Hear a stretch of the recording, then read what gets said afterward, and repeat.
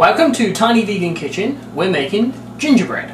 And for this particular recipe you need 1/3 cup of canola oil, 3/4 cup of turbinado sugar, 1/4 cup of molasses, 1/4 cup of plain soy milk, 1 cup of pastry flour, 1 cup of all-purpose flour. If you don't have either of those, you can switch them out. You can use 2 cups of pastry, 2 cups of all-purpose, or any combination that you have available. Half a teaspoon of baking soda, half a teaspoon of baking powder, half a teaspoon of salt. For the spices, you need half a teaspoon of ground nutmeg, cloves and cinnamon, half a teaspoon of each, 1½ teaspoons of ground ginger, and for the decoration, we're going to use powdered sugar and water. Now the powdered sugar, if you can't find vegan powdered sugar, you can get your vegan granulated sugar and get some cornstarch, put it in a food processor and blend it up. That's all powdered sugar is anyway. So we're going to mix the sugar and the canola oil in a bowl. Now you can whip this together. You're supposed to do it for 2 to 3 minutes so that it's nice and blended, but if you use a whisk it gets a nice even blend, and you shouldn't need to do it for too long. And I find the turbinado sugar, because it's a coarser sugar anyway, it doesn't actually mix as well with oil, so we're just going to leave it like this for now. It's fine. And it makes it nice and chewy if it's a bit chunky anyway. So to this we're going to add our soy milk and the molasses. We're using blackstrap molasses. You can use any molasses that you want. Blackstrap is the darkest and least processed of all the molasses. It makes the gingerbread a lot darker, the final result, but this is why we call it grown-up gingerbread. It's not that bright gingerbread colour, it's actually a lot darker. But it still tastes really good, it doesn't actually affect the taste much at all. So the molasses go in there, and we're going to mix this together. And try and mix this until it's pretty blended. The soy milk and the molasses and the sugar and the oil don't actually mix that well together, but it doesn't matter. And once you get a consistency looking like this, then that's about fine. Okay, so we're going to move this aside, and in another bowl we're going to mix all the dry ingredients. So all the spices, the flours and the salt, baking powder, baking soda, all together. Now you can sift this if you have any lumps in your flours or any of your powders. We're just going to throw it straight in here. Spices go in. The ginger. Baking powders. Just give these a quick stir, make sure they're blended in, and make sure there's no lumps in any of them, because you don't want a big lump of clove or something in your gingerbread cookie. This doesn't need to be mixed too thoroughly, just enough to blend all the ingredients together. Okay, that's fine, and we're going to add this. I'm going to get rid of our whisk.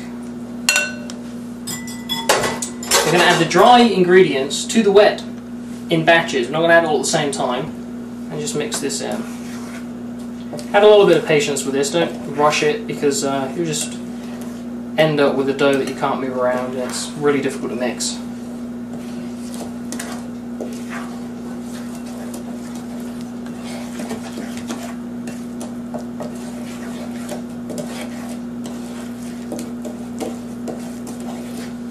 Add a bit more to that. Oh, that's quite a lot. Now this is really well mixed, so we're going to get this onto some clear plastic wrap, and then we're going to put it in the refrigerator.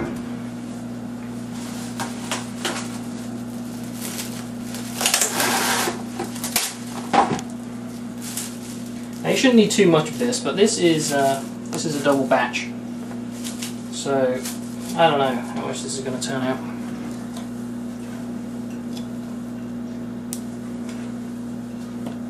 Ooh.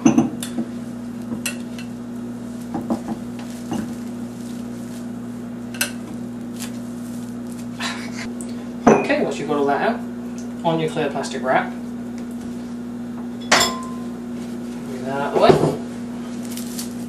So spread this out, and we're just going to flatten this down into a roughly dish shape. You can roll it out if you want to, but I find it so sticky that it's just harder to roll it out. I mean, it's just to pat it down a little bit. It creates a nice seal around it. So wrap this up nice and smooth. This is about 1/4 inch thick, maybe a little bit thicker. It doesn't matter too much at this stage because we're actually going to roll it out again once it's out of the refrigerator.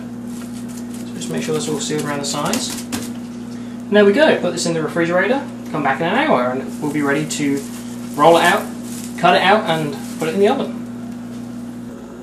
We're back with our tiny vegan gingerbread. We've just got it out of the fridge. It's nice and cold. We have preheated our oven to 350 degrees, and we're about to turn this out onto a well floured surface.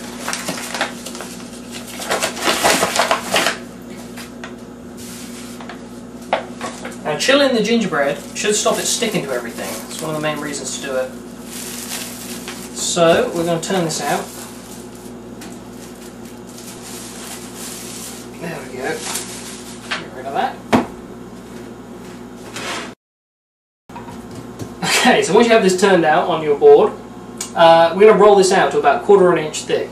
Now, some of you out there in fancy kitchen land have rolling pins. I don't, so I'm going to use a bottle of apple cider vinegar and just roll this down. Now, we have such a big thing here. So we're going to probably have to do this in little batches. I'm going to put a bit of flour on the top. So you can see this is way over the board right now, but we're just going to cut the edges off with a nice sharp knife. Some nice slam of gingerbread. So we're just going to cut this down in squares. So on our cookie sheet, we're going to lightly grease this with some of our favourite Earth Balance spread. So the cookies don't stick to it.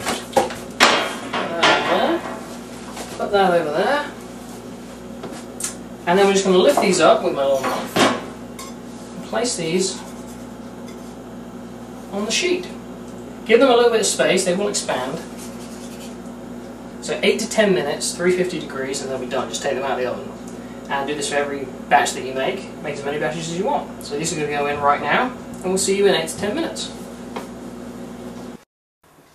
8 to 10 minutes later, and our gingerbread is out of the oven. We've transferred it to a cooling rack, and now we're going to work on my improvised icing technique. Now, for this we need a little bit of powdered sugar, probably about 1/2 cup, maybe 1/4 cup, and a tiny, tiny bit of water.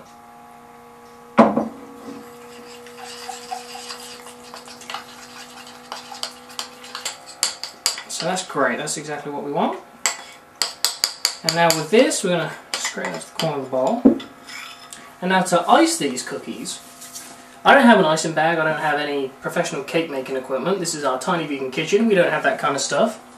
We do have a little plastic bag. And with this little plastic bag, what we're going to do is just trim the corner off ever so slightly. Just like that, a tiny little bit of the corner. Take that away. If you can see that there. Very small amount. And that just gives us a little spout to pipe with. I'm going to open the bag and spoon this inside.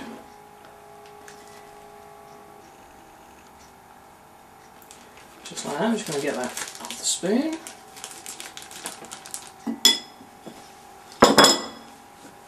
You can see it's already started to drip, so that's good. I'm just going to pull this round, gives us our little nozzle.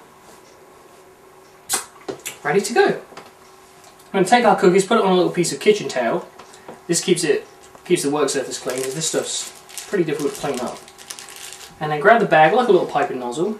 A little practice with this if you want before you actually try it on a cookie, so you don't get any big disasters. And then we're just going to gently squeeze and pipe a nice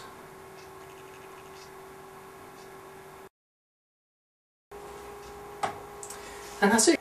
And we are looking forward to seeing you next time on Tiny Vegan Kitchen.